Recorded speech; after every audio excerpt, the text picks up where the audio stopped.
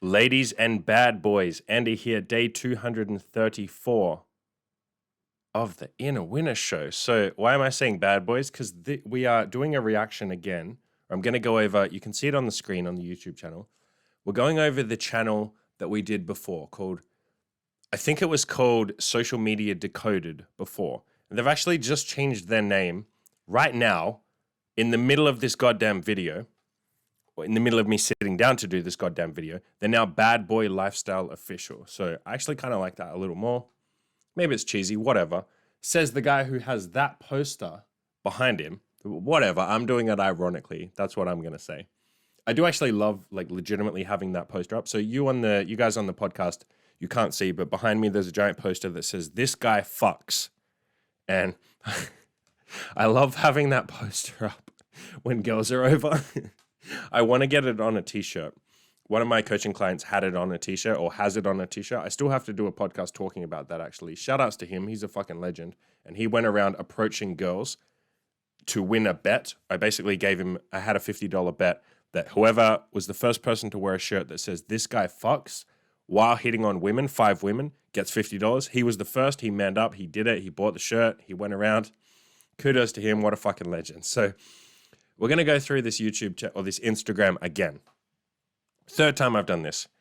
And the whole point of this is not to shit on these guys, but for those of you who didn't catch the last 2 episodes, this Instagram account basically gives like pickup artists or getting girls advice. But a lot of it is kind of like really weirdly vague and like it doesn't mean anything. It's so strange. Some of it is really strange. I understand English isn't their first language. I think they're from Brazil, but most Brazilians speak like fucking decent English. Or a lot of them do. Maybe not in the fucking favelas. I don't know. I'm not fully familiar with Brazil. But like, anyway. So what I'm doing is I'm reading out different posts from these guys. I'm kind of putting my spin on it. If I think it's a bit goofy, I'll say like I think it's a bit goofy. But generally speaking, we're trying to be constructive here. The point isn't to just say like, these guys are dumb. Andy is good. Andy gets the best girls and these guys get the dumbest girls. These guys get the sloppy No, like we're just here to, put some positive spin on it. So this post you can see on your screen right now, I teased it on the last episode. I was going to talk about it on the last episode, and I just thought like, nah, we got to do like a fair bit on this one, just this one post. So for those of you who can't see it, you're listening to the podcast, it says, "Be her reason to live. Like if you agree." Like if you agree. And then a little icon of like a guy wearing sunnies. Look at that. Look at that cute little fucking emoji. So be her reason to live. I think that may be the worst thing that I've ever read in my entire life. Like, I think I could probably end my life right now and I'd be ending on a low note. Like, this is like possibly the worst bit of advice you can get. First of all, because it doesn't mean, like, what the fuck does it even mean? I read that and I have to read it. I hate stuff like this where I have to read it like 10 times to even understand what I think they meant. Because a lot of the time, I don't even think they know what they mean. They're just kind of putting something vague out there. A lot of Instagram accounts do this. A lot of like motivational Instagram accounts do this. They just say random shit. They're like, "Be your best you." And you're like, what does that even fucking mean? Like, how do I be my best me? What do you mean, be my best me? What the fuck is that? Are you talking about self-improvement? Like, what? You have to like read between the lines. I hate that shit. Just say what you actually fucking mean. So, be her reason to live. That sounds like an incredibly codependent relationship to me. That sounds incredibly fucking unhealthy. That's probably the last thing you ever want to do.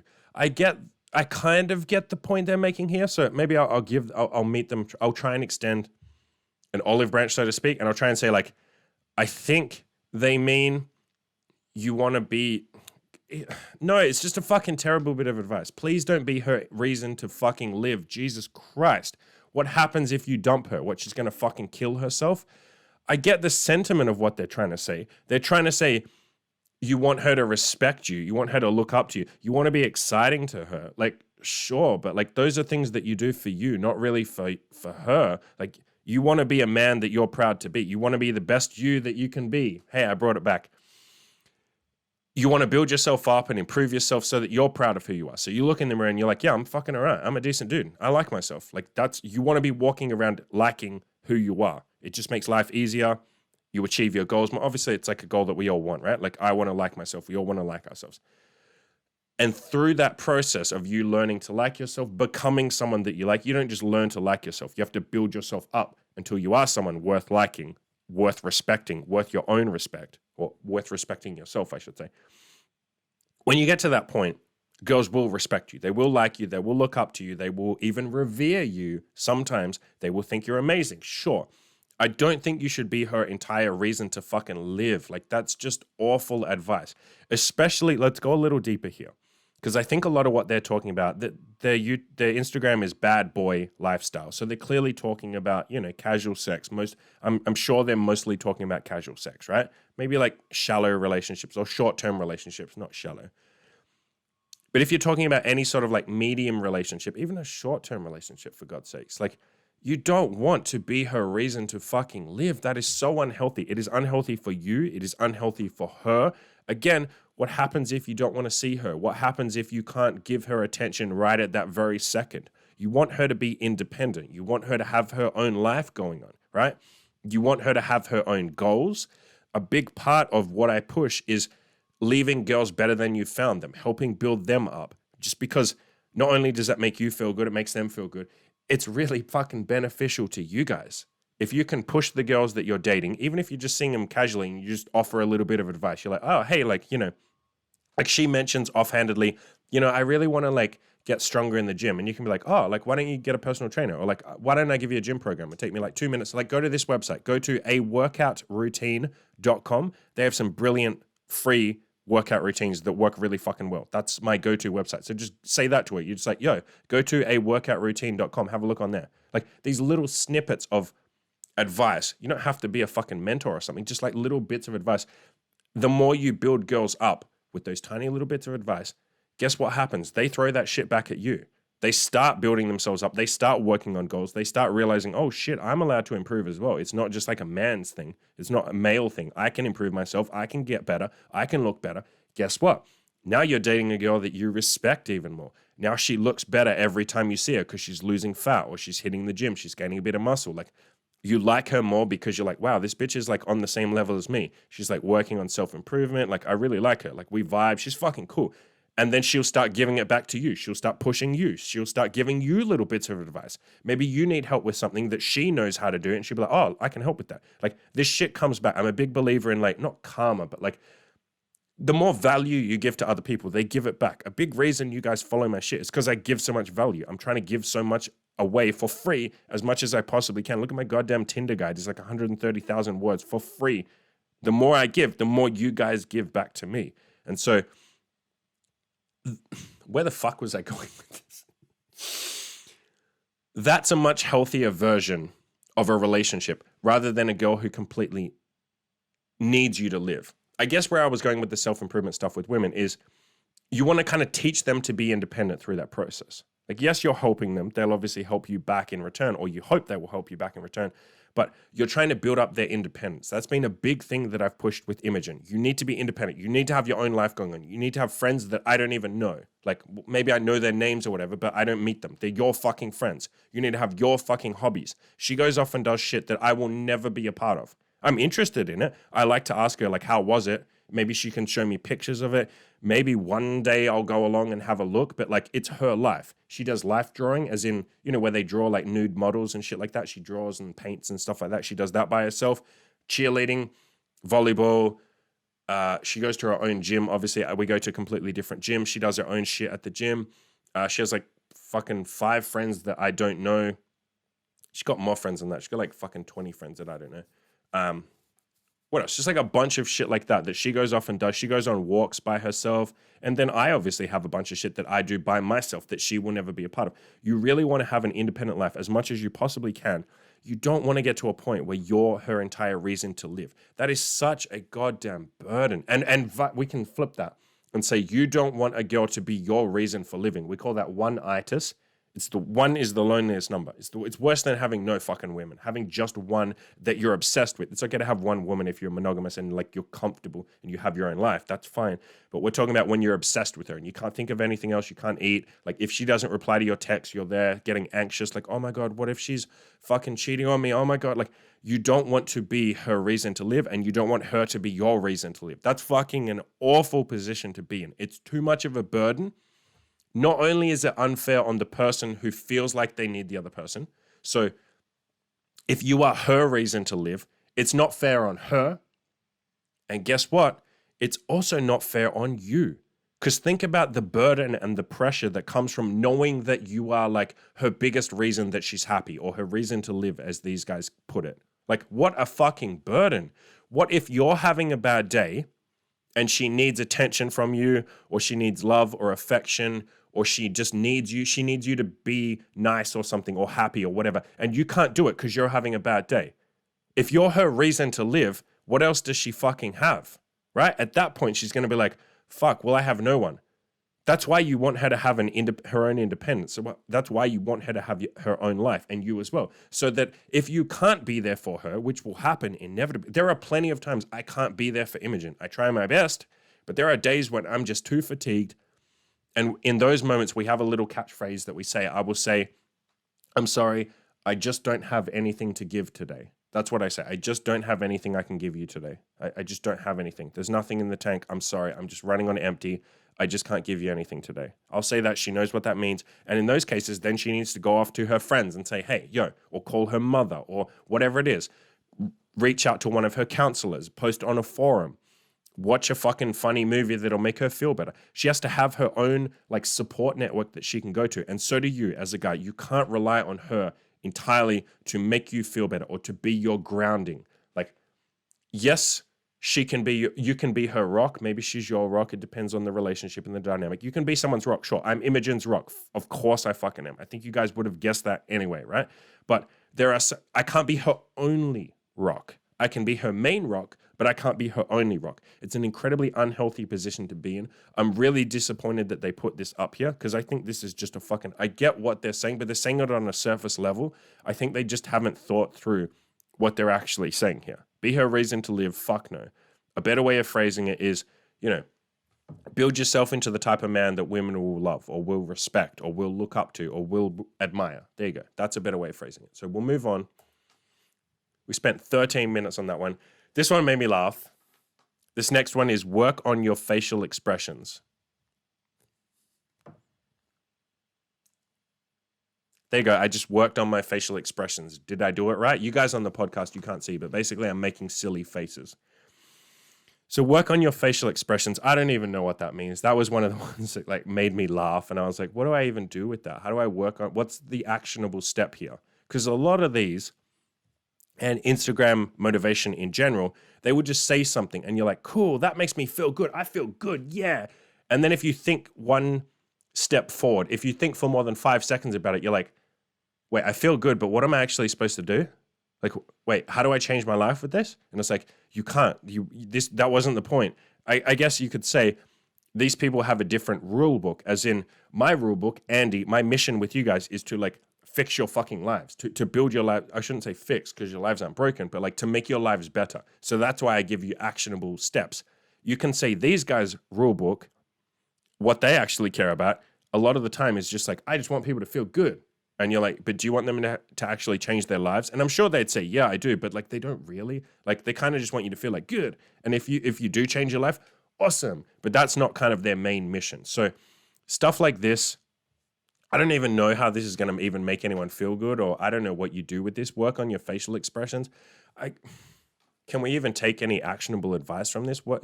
Guys, don't work on your facial expressions. That's the actionable advice from this. Please do not, Andy /kill your inner loser /me, say do not work on your facial expressions, okay? I give you permission not to work on your facial expressions. Please don't work on your facial expressions. I think that's weird. That's like saying, please work on the angle of your knees when you stand up. Please work on your wrist, what do you call it? Pronation, is that the right word?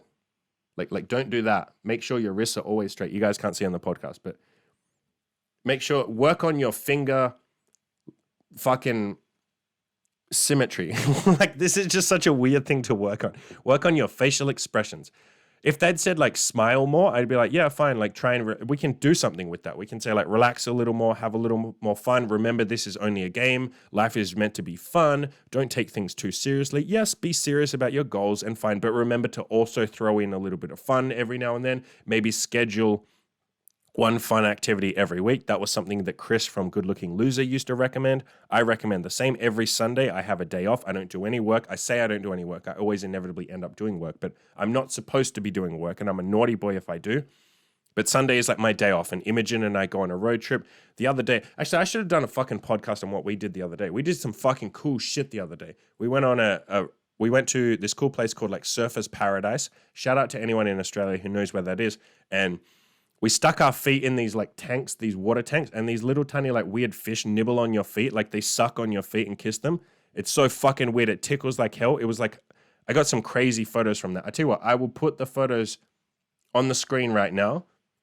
But fish like nibbled on our feet. Then we went up this giant skyscraper and we had this fucking amazing view. We did a bunch of other shit like that. It was a really fucking cool day. It was really genuinely a fucking fun day. We got lost in this maze. Yeah, cool day. So stuff like that. Focusing on having fun, reminding yourself that this is all meant to be fun. Like even me, who's like super serious about building my coaching, like I'm at the most stressed I've ever been in my entire life.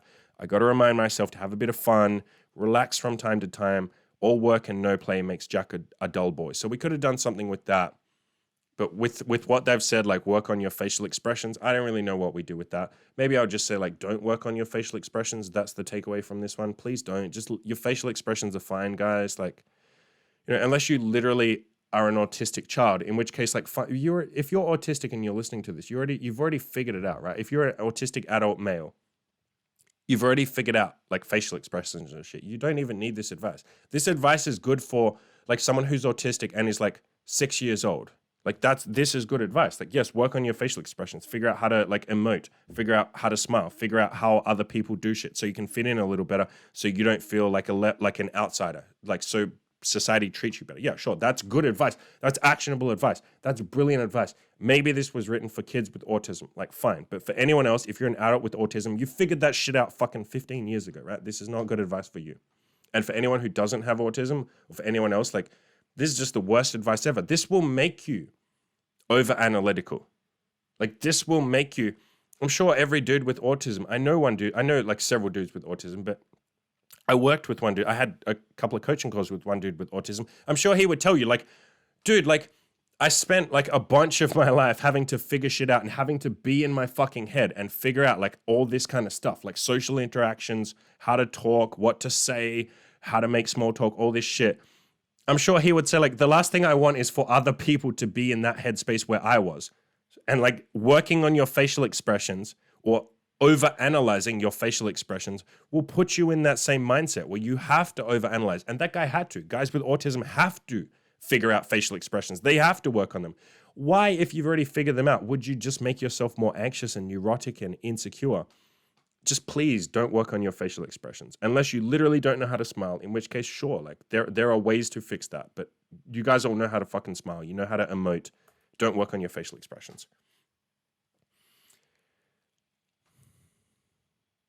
Okay, this next one is give her a reason to sleep with you.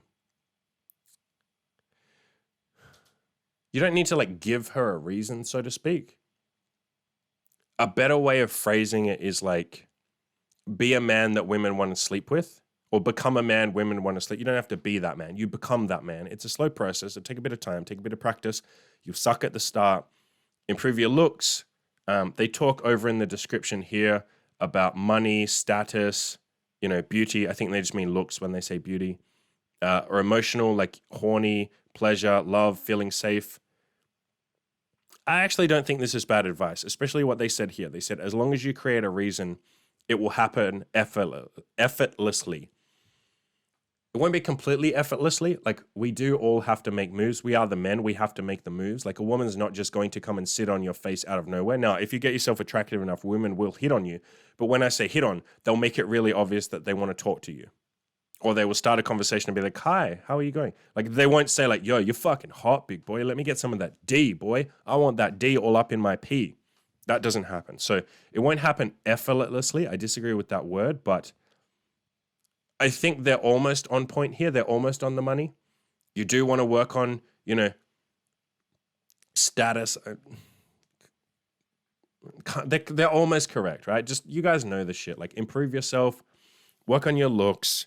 Other things will help, of course, like having a sense of humor. I've got a podcast on how to develop a sense of humor. It's literally called How to develop a sense of humor. I've talked about how to improve your looks. I've talked about that money will help, sure, but you don't really need to stress about money. It's just one more factor that will work in your favor. Being fucking tall helps. I know you can't just do that, but you can get like height increasing shoes if you want to be taller, dressing well, wearing accessories, getting a tan, whitening your teeth, becoming more confident, which really just means talking to a lot of women, and eventually you become confident. You won't just be confident out of nowhere. You have to practice. Having cool hobbies, having friends, practicing socializing, stuff like that. All that shit helps, right? Like, so work on those basics. You don't have to be a god at all of them. You just kind of improve them over time. I disagree that it will happen effortlessly, though. You will still have to put in effort. I guess we can say, when you get to a point where you have most of this shit handled, yes, it will be effortlessly. So maybe I should give them a little more credit than I am. Like, for me to get laid at this point takes literally, it's disgusting how little effort it takes. I get laid like too much. Like, I think since we moved to this city, we've stopped getting laid now, as in we stopped seeing new girls. We deleted our Tinders, or we uninstalled our Tinders. We still have the accounts. We just uninstalled them because we have 3 girls that we're seeing right now.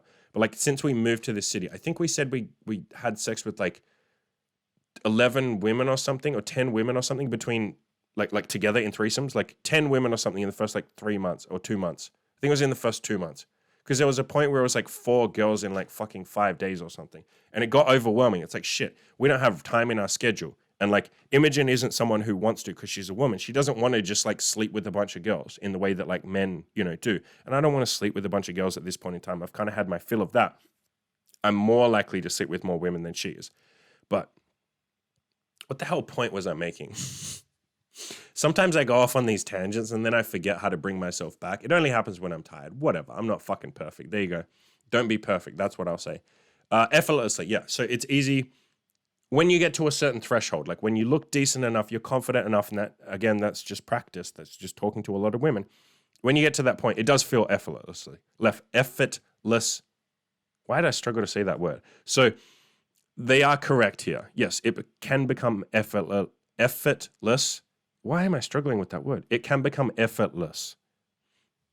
So this next one is, you should go on 2 to 3 dates per week. I hate the word should. I get triggered by the word should. I just see the word should and I'm like a fucking feminist seeing the word like, men. Feminists must hate the word men. I mean like hardcore feminists, not every feminist. 99.9% of feminists. They must hate the word men, right? Because they must hate the word women because it has men in it. Fuck, that must be so triggering. You should go on, this next one is, you should go on 2 to 3 dates per week. So why though? I mean, like that. So there's wisdom here, like play the numbers game, talk to as many women as you can, try and get as many dates as you can, like build abundance. Yeah. But I don't think this is the goal. Like, I don't think you wake up and just say like, I need to go on 2 to 3 dates this week. I mean, I guess you can kind of do that. I just don't think that's the goal. I think talking to more women is the goal. Like, focus on what you can control. That's what I'm trying to say. If you focus on 2 to 3 dates a week, that's a decent goal to focus on. Sure. Like that can work. The problem can be, what happens if you go on no dates one week? What if you talk to 100 women? I mean, it probably won't happen. What if you talk to like 50 women and they all have boyfriends, or you get a couple of numbers, but they're just all busy, or maybe you're busy? What if you can't make 2 to 3 dates happen a week? Are you a failure? Like, that's my issue here. So I think in a lot of cases, like, this is a nice goal. You can say, I want to get to a point where I can get 2 to 3 dates most weeks. Like, this is a good goal. But I think it's better if you focus on what you can control, which is, I'm going to go and talk to 50 women a week, or I'm going to talk to 30 women a week. Or right now, if you can't talk to any, I'm going to talk to 2 women a week. Whatever it is you can do, focus on what you can do, what you can control, the actions you can take. You got to be cautious with setting a goal that's like in someone else's control. It's kind of in girls' control whether or not they come on dates with you. So I'd just be careful with this one. It's not bad advice. I like what they're saying here, like play the numbers game, go on more dates, build that abundance, like just talk to more women. That solves a lot of your problems, especially if you're getting down about rejection, or you're worried that a girl hasn't replied to you or something, or you're feeling lonely, any of that sort of stuff. Going on more dates absolutely helps, but it's easier. It's better to just focus on what you can control, which is, I'm going to talk to more women. So I think focus on that rather than I'm going on 2 to 3 dates a week. It's not bad advice, it's just not how I would phrase it.